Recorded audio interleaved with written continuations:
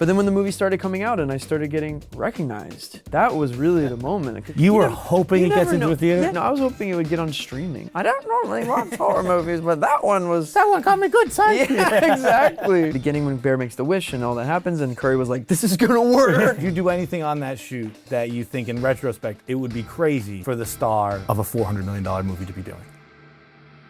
Inde hadn't seen this film and she knew about it, and she didn't even know me that well. She ran into my bedroom and slammed the door. It was hilarious. We did shots backstage. I got so wasted. I'm a lightweight. Does that mean it's gonna be my local AMC? Yeah. And I remember Curry being like, oh, yeah. Like, no, really?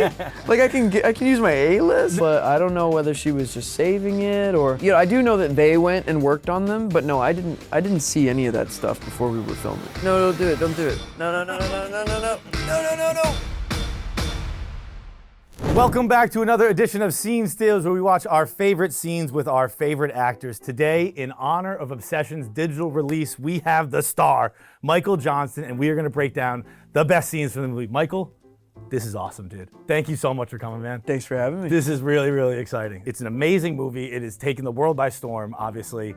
It is one of the, I guess, more reinvigorating things in movies this year. Did you know that right away? Obviously you didn't, but what drew you to the project? Well, yeah, no, I mean, I knew that I liked it when I read it. Right. I'm a fan of horror, and what I liked about it when I read it was that I like how the script doesn't preach at you or tell you how to feel. It kind of lets you sit with it for a minute and kind of formulate your own opinion. Yeah. And I really liked how my character didn't have a redeeming hero's journey. Right. And I like that we kind of trick you and it flips, and I thought that was so cool. I mean, we're gonna get to the ending. There's a million things. But one thing that I've noticed is that a lot of people say about this movie is that I love it, and I don't typically like horror. Yes, I'm hearing that from everyone's mom and many other people too. Why do you think they're saying that? Well, I think it's because so many people are talking about this movie that you just have to go, at some point it's like, all right, fine, I'm gonna go see it. Yeah. But no, I think maybe people are just hearing all of the conversations or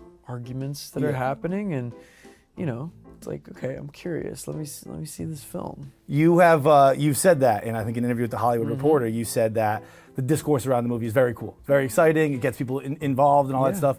Completely agree. There is also a point probably for someone in the movie where you're like, okay, enough. Leave me the fuck out of this. Have you reached that point a little bit?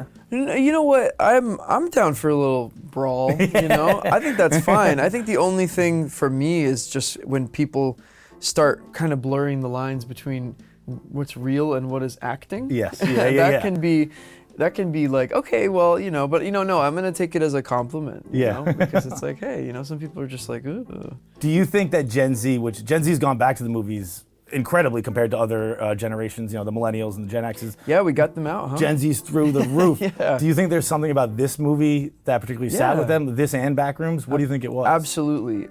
This movie is, it kind of features a younger cast, you know? Yeah, I think Inde said no one on set was over 40, or maybe just about everyone on set was under 40. Well, I can tell you, I was the oldest of the cast. No shit. Yeah, I'm older than the director and the rest of the cast, and there were a few crew members who were a bit older than that, but it was the youngest crew I've ever seen in my life. And I think that we just sort of captured this sort of post-Instagram shitty friend group and kind of lonely feeling that is very common. I don't know about you, but sometimes I'm scrolling on whatever and you see all these people in their perfect lives, and it can make you feel like you're not enough or whatever. And I just think that kind of characters who are living in that world in this movie, we just sort of captured that, what it's like to be one of those young people now. Do you think that there was kind of a connection where so the movie itself attracted those young people, the kind of people who spend a lot of time online and all that stuff, but then when they felt what it feels in the theater, what it feels like with the community enjoying and sharing the same thing. Yeah. Do you think that really spoke to them and they're like, oh shit, there's this whole other world that we haven't really explored yet? No, I think that it definitely, I mean, I know this for a fact that some youngish people, a bit younger than me, like I've had a few of them tell me that they've like never been to the movies, or like they only went when they were much younger and their parents, took them. Yeah. And now they want to go to the movies all the time. I mean, that's cool. That's the goal of the job, right? I didn't even think, I thought it would be cool when we were shooting this if the movie actually made it into a theater. I was like, that would be so cool. Get the fuck out of here. Had no idea. No idea. I mean, I knew that I liked the project, but you were hoping it gets into a theater? Yeah, you never know how it's gonna turn. No, I was hoping it would get on streaming, but you never know how it's gonna turn out. And honestly, you kind of have to manage your expectations because most of the time it doesn't work out, right? You know, so. God, you could have a great movie and it doesn't even get into the theaters or do well at the box office. So this is just like, this is crazy. Let's start with your first scene right here. This is Bear making his wish on the One Wish Willow. One wish, Willow. Maze your friends, you only get one wish.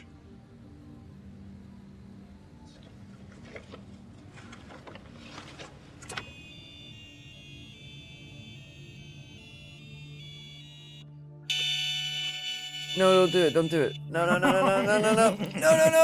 I wish Nikki Freeman loved me more than anyone in the fucking world. If Bear had to do this again, how would he word the request? If he could like go back and do it again, I think he would say something stupid. I think he'd probably be so quick to try to fix it that he would just say, I wish Nikki Freeman could love me and not all the bad stuff happened. Or, like, I just think Bear is so dense or not dense, I don't know.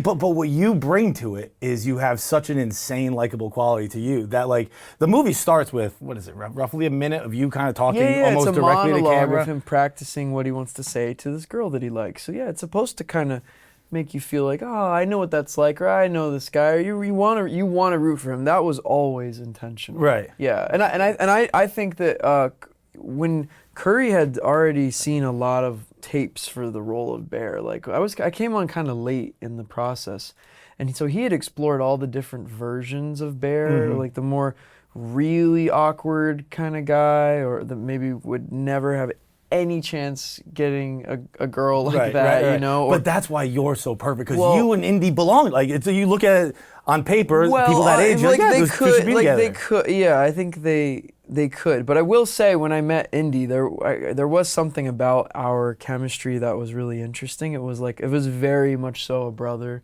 sister energy. Okay. But I think that works for this because very much. You know, I still don't think. Like I think that if he would have just told her how he felt, I still don't see that working. That I was thinking when the first time seeing the movie, when she's like, if you like me, tell me now. Yeah. I was like, just say yes. Just say yes. She's giving you a window, man. But we've all been in that position. Yeah. We've all had that moment where it's like, I just have to be honest with my feelings, and you can't. You don't have the courage. You're whatever. Why you're so scared, but you are.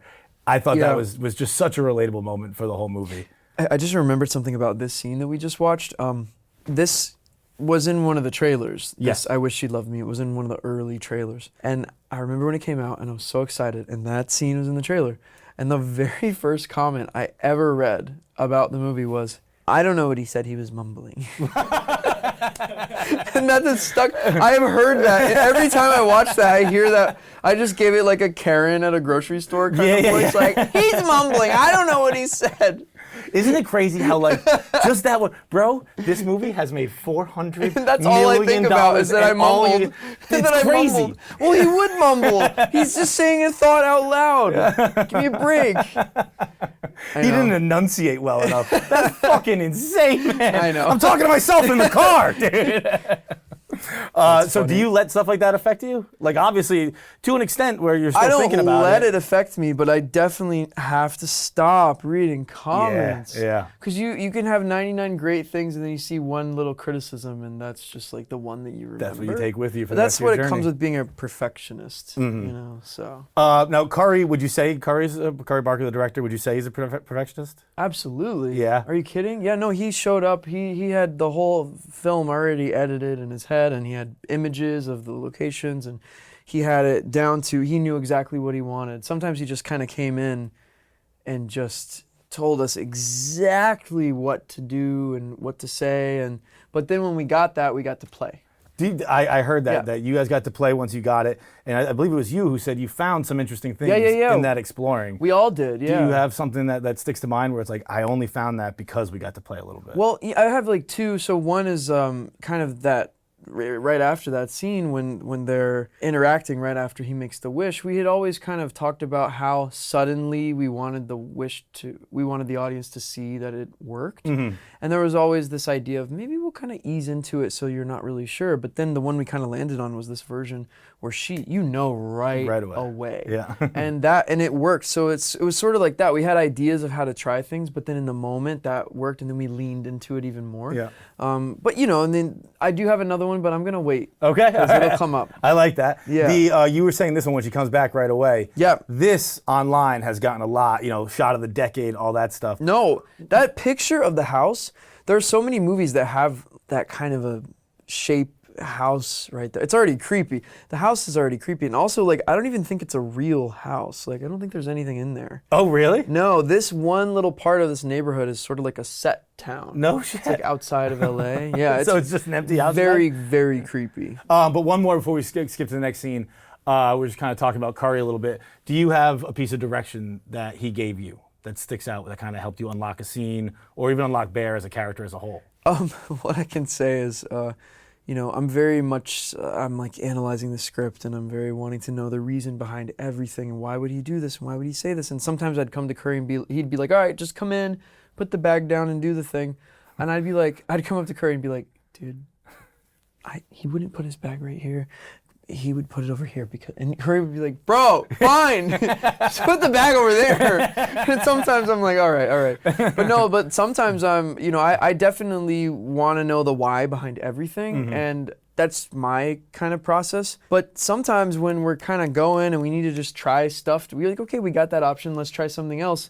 I just remember Curry giving very simple direction. He'd be like, okay, that was fine, but now just laugh and then say it. And sometimes I'd be like, oh my God, but I would do it. And it turned into this, like, I don't know. Curry brings this lighthearted, almost like, I don't want to say childlike, but like this like playfulness. Mm-hmm. He brings that even in the most dark scenes. He's like laughing at this shit. It's kind of great. That's I was going to ask that. Like how you saw obviously Curry and Cooper. They come from comedy. They come from sketch comedy and stuff like that. How much of that did you see overlapping, intertwining? Horror and comedy are so similar that you must have seen a million instances of it. Well, a lot of the scenes with Cooper are pretty funny. Like he's a funny guy, but I will say I had no idea how funny this film was until I saw the edit. Really? Because like I'm playing it very straight and it's really awkward, but I had no idea all those long awkward silences would create all these laughs. Yeah, the theater. When I saw it in theaters, it was popping. Like I couldn't hear the horrified, film, but it was a lot. People of were laughs. so loud that I couldn't hear what was going on. Where did you see it the first time? Well, it was a film festival, so that makes sense. Well, you saw it at TIFF, Midnight Madness, right? Yeah. I mean, that crowd was so loud. It was great. Okay, so let me tell you a story I love. It's one of my favorite stories in the world. It's Paul Walker and Vin Diesel. And they were going to MTV Spring Break to promote Fast and Furious 1. And they were coming home from MTV Spring Break, and they were flying commercial, sitting in an airport, charging their phones. And Vin Diesel looked at Paul Walker and went, it's not going to be like this for long. Like, our lives are about to change. This movie is going to be massive. When did you feel that with Obsession? Oh, that's a great question. I think there were moments where it kind of like would go up and up. Like the first moment being the day after it screened at TIFF, hearing that Focus Feature, there was a bidding war and that Focus Features acquired it for distribution. That was really cool, but I was like, what does that mean? Right. Like, does that mean it's gonna be in like my local AMC? Yeah, and I remember Curry being like, oh yeah, like no, really? Like I can use my A-list? I remember that. No, that was a cool moment. And then a lot of time went by because they moved the release date to next summer. So this year, but like, so it was like almost a year. And Did then, you kind of forget about it? Were you doing like, other no, things I with your certainly life? didn't forget No. it. I certainly didn't forget about it. Like, I mean, I do a lot of voiceover work, Yes. but like that, I don't even think, I've been on like a mocap stage, but I don't even think I've been on another film set since then. Oh, really? That was like the last, I think so. Yeah. Unless I'm forget. Oh, wait, no, that's completely wrong. That's completely So wrong. you did forget No, about it. I didn't. No, I filmed a couple episodes of 911. Wow, and I love you guys. I did not forget about you. I couldn't forget that. That was a crazy experience. But no, like, okay, no. And then I would say the next moment with Obsession was doing all the press junket. It was crazy because there were so many interviews, and I'd just never been through that kind of a thing before. But then when the movie started coming out and I started getting recognized, that was really the moment, because you can see all these numbers and it's all these people are seeing it and it's making all this money, but it's not until you're kind of on your normal walk through the neighborhood, going to the farmer's market, going to the places where you go, the coffee shop, whatever, but all of a sudden you feel like you're being watched, and then you are, and then you're also being filmed, and yeah, no, that's a really. I get that makes sense. Like you know, all the numbers and all the internet stuff is what it is. It is what it is. But It's not until someone touches you on the shoulder and goes, "Hey, exactly. that was amazing." It gets real. Yeah, and it's real. People and the evolution of who has seen the film has been really interesting. So it started off with the younger crowd coming up to me, right? Of course. And then it turned into like their moms, and I've even had some lovely seniors come up to me and say the thing you said. Like, I don't normally watch horror movies, but that one got me good, son. Yeah, exactly. It's really cool. That is very cool. Who's the biggest, not biggest, but most surprising celebrity you've had reach out? Well, Kid Cudi reached out to me, and the rest of the cast invited us to come up on stage during. It was Coachella, right? No, it was just a concert at the Crypto Arena in LA, and it was actually my first time going there. It was this massive venue, and he had us come up on stage during Pursuit of Happiness, and we just kind of danced around on stage. How sick was that? It was crazy. We like did shots backstage. I got so wasted. I'm a lightweight. By the time I was up on that stage, oh man, it was cool. That's got to be a cool, dude. Like 20,000 people screaming for you. You're drunk. Oh, that's living, baby. Yeah. No, that was very cool. Paz, what we got next, brother? No. What? No, don't do that! I thought we were having a nice day. We are. Sit Why down. does it matter? I thought we were having a nice We are. date. We are. It's okay. We are. I'm glad you stopped. You don't want to see cheek on the screen?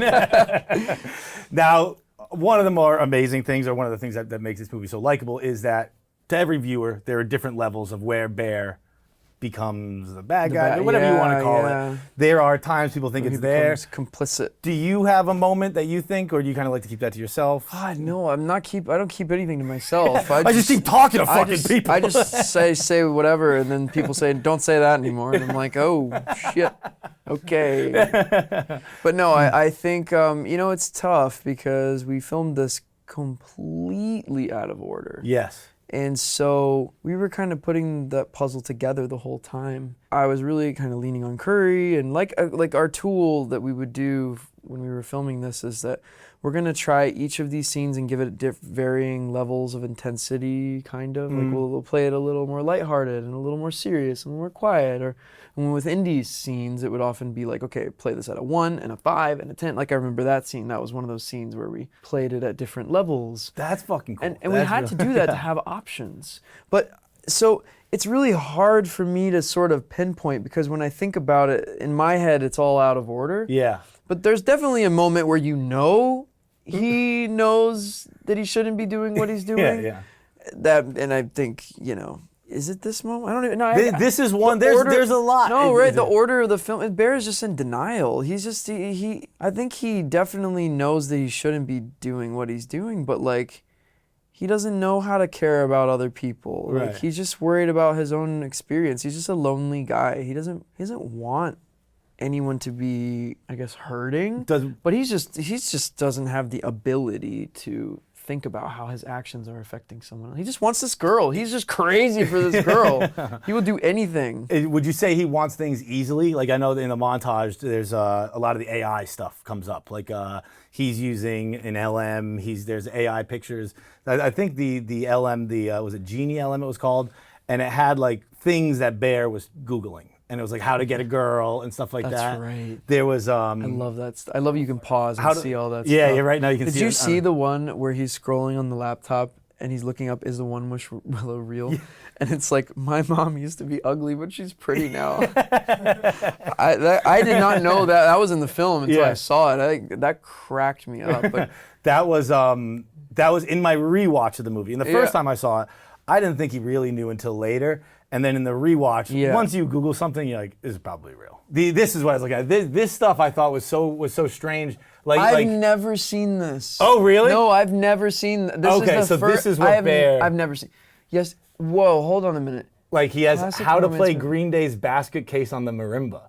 Oh, I guess he thought so funny. Nikki would be impressed by that? No, I think because he works at the music store and like their boss keeps telling him to like play things for the kids or something. Shit. Okay. Yeah. But that is very funny. How to woo a girl, how to impress. I like how he searched how to impress a girl. He wasn't happy with those results, and then he changed it to woo. Yeah. Like they let me ask ChatGPT. Let me rephrase this. Wait, that's really how to know if you've been friend zoned. How to flirt. Oxycodone. Nursing home. Oh my God, grandma, this is.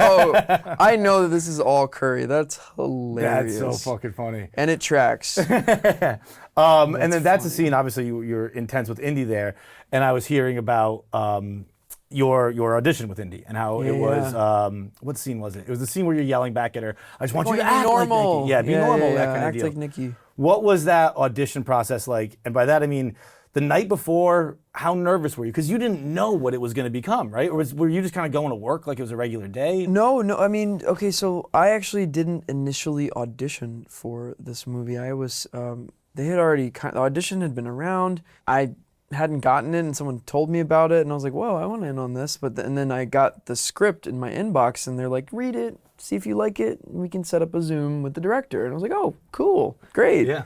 And so I read it, I liked it, I had some questions, I set up the Zoom with Curry. We barely talked about the movie, we just talked about what we love, what the movies we love and scenes we love and how we want it to feel and like all that kind of the thing. Like we talked about tropes that we don't like, all of that sort of thing. We were just kind of connecting. I hate when they like give away the scare with the music, or I hate when they show the monster for too long. We were just talking about all those things.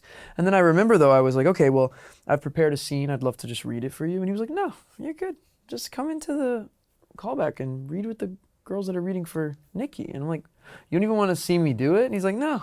I was like, okay. And then I went in and then I read with a few girls and they were all really great. But then when I read with Inde, it was just, there was like something different about that brother-y, sister-y chemistry. Yeah. It was just like the way that she read it was very different. And I would say that, was I nervous? Yeah, I think you're always kind of, it's just like part of the job. I was like a little nervous, so I wasn't really paying attention to that. I think it was more just, I remember we were in this really echoey room and it was kind of, didn't really look like a typical audition room. And the whole crew was there, like the producers, the casting director, Curry and Cooper was there. Like this whole crew of people were there and I was a little bit, I think starstruck, or like I have just watched 100 of their sketches. Yeah, right. Because I was like, who are these guys?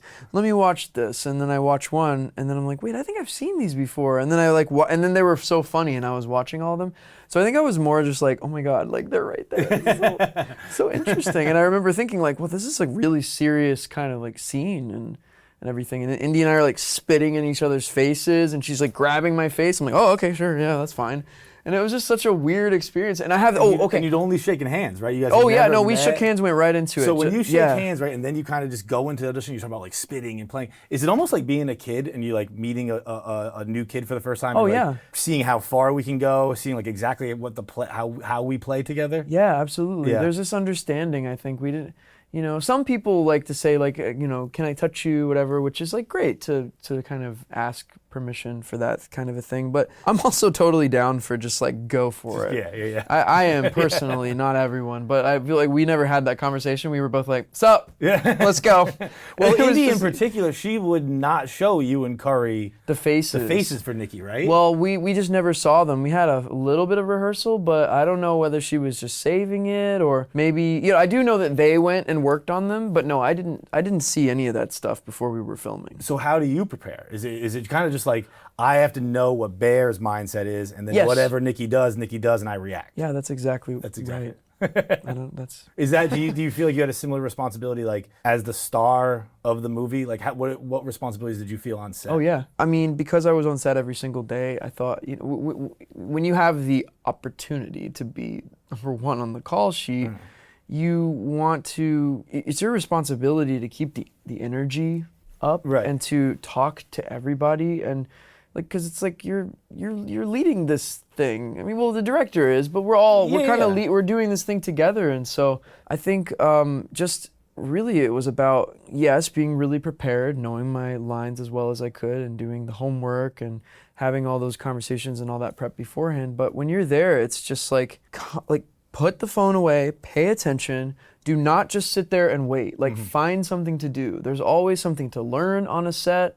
There's always someone to talk to, a new connection to make, because you never know. Like, we're gonna be, a lot of us are like, a lot of them went on and are working on the next movies together. Right. But yeah, like there's like, it's a huge responsibility. And also when you're working with maybe some of the cast that's only working for a couple days and everything. I just remember that when I was in movies, when I first started out and maybe had like smaller roles or in TV shows, it meant so much to me when the person who's kind of leading the ship comes up and is like, "Hey, I'm Michael. Let me show you around." And so I always try to do that because I know how much that meant to me. Yeah, right. And then you can be more comfortable. Then we're like, let's play. We're making a movie. This is Supposed to have sick. fun, right? Yeah, we did. We had so much fun. Now you guys, it was like a 20-day shoot, very Yeah. indie. Did you do anything on that shoot that you think in retrospect it would be crazy for the star of a $400 million movie to be doing? You know what I mean? A lot of things, it seems. Yeah. Well, I think because the energy was so young and everything. Like, like I pushed the boundaries a little bit, maybe with like the creative freedom. Like, so a couple times I would like have an idea and I'd be like, I'm just gonna try this kind of thing. But one of those was a great idea. We'll get to it. Oh yeah, we're gonna get to that scene. We'll get to it. We're gonna get to that scene. Yeah, but no, in terms of like things I shouldn't do, I will say that I also don't mean being a bad. I mean, I know. Like, no, I was gonna say I think like that helping stuff and absolutely. I Yeah. definitely got more creative input in this movie than I've ever had, and now it's given me the producing bug and maybe even directing. I don't know, but not that I directed, but just I was a little more involved and I had more insight into how it's made, and now I'm hungry for that. So that reminds me of a quote I just read from Christopher Nolan. I was reading an article about the Odyssey, and he was talking about how, as a filmmaker, with every success, you have a responsibility to push the bounds further on your next movie. Yeah.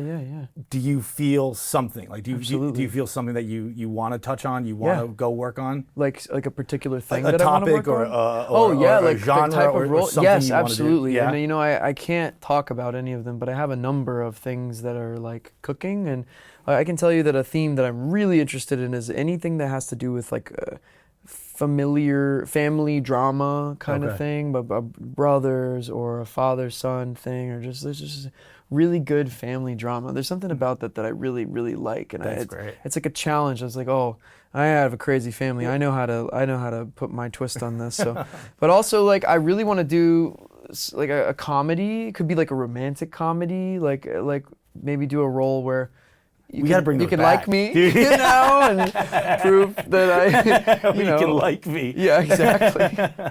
Paz, what we got next? So the composer, Rocky, he did an interview where he said he could hear my heart beating in the raw audio. No way. During this, and it was racing. And I don't remember, like, I wasn't paying attention to my heart. I was just living in the moment, right? but he said he could hear it racing, and he kind of was using that while he was scoring it. No way. Yeah, isn't that crazy? Dude, that's really fucking yeah, cool. no, I locked. And your heart was beating while you were holding the gun? Yeah, I was locked in. You know, like I say this all the time, your body doesn't know the difference. Like in my mind, like in the back of my mind, I know I'm acting to a degree, but the emotions that you're going through, it feels real. Dude, I'm getting like nervous like talking about that gun's got weight to it, right? It's not, I mean, it's a prop, but like, yes, it's weighted like a real, it's all. Putting that in your mouth's fucking scary. Yeah, no, and this was also like this intimate setting, because I remember the Taylor Clemens, the DP, I believe, was actually operating the camera on this, because this bathroom was so tight. He was in the bathtub on this shot. And also, you know, this was like the end of our day, and this was a really big moment in the film, and everybody was locked in, and there was silence. Like, a lot of times you're like, all right, quiet on set. They didn't have to say that. We were locked in. Locked in. Yeah. Now, I heard that you saw this. You saw the finished final scene about halfway through shooting. Is that true? I was watching the DVD extras. Maybe I misunderstood. Did you see? Did you guys know halfway through the movie that you nailed the ending? That's what the Oh Yes, yeah. yeah. Oh my God, yeah. I mean, we went and watched it on the monitor. That's what I'm saying. Yeah, and there was there were a few moments like that in the beginning, where I remember there was in the beginning when Bear makes the wish and all that happens, and Curry was like, "This is gonna work." And then there were moments where we were filming like it's funny, like my ending in the bathroom here, and then Nikki's big moment right after this. Those moments we're watching them and we're like, "Yo, this is gonna work." So you knew you nailed. Like, how much confidence did that give you shooting the rest of the movie? It was incredible. Yeah. We knew that we nailed the ending. Like, we didn't know a lot of things. We knew. And then we have another moment right here. When you're about to, so you take the pills, you take your grandmother's oxycodones. Yeah. Bear. So originally in the script, this is it, and he does the thing, and that's it. And then Nikki makes the wish, and he gets up and leaves. And we filmed it, and it was great. And then they were picking up the camera, moving out of the bathroom, and I got this idea, like, Bear would chicken out. Yes. And I told them, hey, one more, and they were like, no, we're done. Curry was like, bro, we got it. And I was just like, no, I know, but please, like, one more. And he's like, why? What do you want to do? I'm making Curry sound like an asshole. Bro. No. Why? What do you want to do? I want to make the scene the whole scene. I'm like, come on. And I remember, like, Haley, our producer, came out, and we're like, we really have to, Michael, like, I know you like to do coverage, but we have to go. And I'm like, I have this idea. And I told them, and they were like, okay, let's go. And we did it. And also, like, every other take of this, like, I actually spit the pills out at the end, but on this one, I was so in it that I actually did swallow all of them. It was awful. So the gag, there's a gag, that's real. No shit. Like, I was gagging from swallowing 20 pills. Like, I can't even swallow one pill normally. So I was really locked in. That's I was method. I took committed. 20 oxys for this role. Yeah, no, I mean, they were sugar pills, like, obviously, or I probably wouldn't be here, which is horrible. Yeah. This cuts into, I forget, the scene starts with Inde screaming at the door. Oh, yeah, she's because you guys are on the couch screaming. acting like outright addicts, which that's how you guys came to me. Yeah, You're it's like, okay, baby. You're laying there, Everything's it's okay, baby, I'm going to get pretty, I'm going to get, like, Yeah. it felt like addicts kind of coming off and being like, we're going to get better. Right. But then you disappear to the bathroom, and she lets out this very visceral scream. And it reminded me that I had heard from Curry, I think, in an interview, saying that Inde didn't know how to scream. So you guys were like trying to I think help it's, her? I mean, you know, I think she just hadn't ever actually, like, screamed like that at the top of her lungs, like, in that way. Like, maybe she'd shrieked before, but she'd never been like, rah. Yeah. Like, you know, I mean, to be fair, like, I'm not, like, why would you do That's- that? yeah. Why? Most people don't climb the top of a mountain and just Right, yell. Right? There's not things you can do that. But, you know, she just sort of tried it, and we're like, yeah, okay, one more, did it again. Yeah, okay, you know, support. And then she got it. We're like, oh, okay, there it is. There it is, you know. And I know it was an accident, and I know you're in pain, and I wish I could take that away for you. I wish I could shield you from the knowledge that you did what you did, but your sister is dead. Curry had you watch this before. Yeah, the this session, was right? this was our movie we watched as a cast to just like set the tone. Oh, did you watch it as a group? Yeah, yeah. Oh, we, no we, we shit. tried to go to a screening room and the projector wasn't working, and I was like, "Come to my house," and we all came to my house. And now Indy like Get out of here. You Indy- hosted the whole thing? Yeah, like I didn't know. I was like, "Come over," and I remember Indy hadn't seen this film and she knew about it, and she gets real spooked, and there were a couple moments that she didn't even like know me that well. She ran into my bedroom and slammed the door. It was hilarious. Like, That shows he was too scared to watch this Yeah. and is now the star of the biggest horror movie. yeah, I don't think she's scared anymore. I Not think she's. scared. I'm saying I think she's gotten over it. I Yeah, think we're yeah. I suspect that she's not finished with her I would scary agree. antics. But I just love this. I love this movie, and just it's amazing. This is, I feel like, an interesting choice because, you know, this movie is thought of a lot as Toni Collette and Oscar snub. I know you're not going to talk much about that, no, but do you feel like horror deserves horror deserves more respect in the Oscars? Like, do you think Indy should get one? Tony obviously deserved one for this. Yeah. I feel like you're going to see you guys there a lot. I don't know. That'd be crazy. I can't even think about it. That'd be crazy. But yeah, no. I mean, I think that new horror films are like they're popping They're off popping, right now. There's some dude. great stuff. Like I hope to see more. I hope so. I'm really happy for Amy Madigan. I I'm mean, actually she- like typically not a horror guy, and I have become one over the past few years. I'm the same person saying, you know, I don't usually like this, but this one worked on me. I've been telling There you people, like, go. if it was made in the 90s, it might be kind of a thriller, but it's a little more horror. Yeah. It's amazing. Go see it. Go see it in theaters if it's still around. Go watch it on Prime, on digital on demand right now.